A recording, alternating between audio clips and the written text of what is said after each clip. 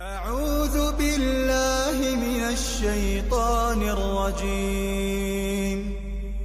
بسم الله الرحمن الرحيم.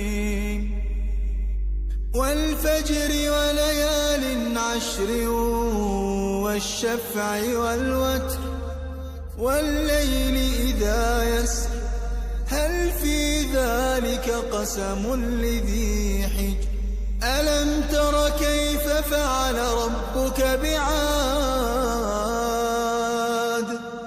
إرم ذات العماد التي لم يخلق مثلها في البلاد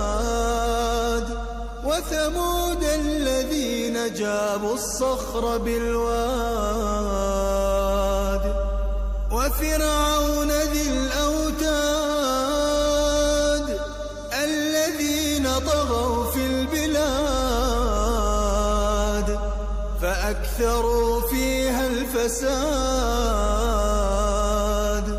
فصب عليهم ربك سوط عذاب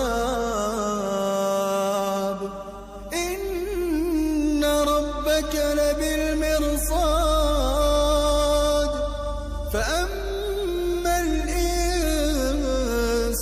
إذا ما ابتلاه ربه فأكرمه ونعمه فيقول ربي أكرمن وأما إذا ما ابتلاه فقدر عليه رزقه فيقول ربي أهانن كلا بل لا تكرمون اليتيم ولا تحاضون على طعام المسكين وتأكلون التراث أكلا لما وتحبون المال حبا جما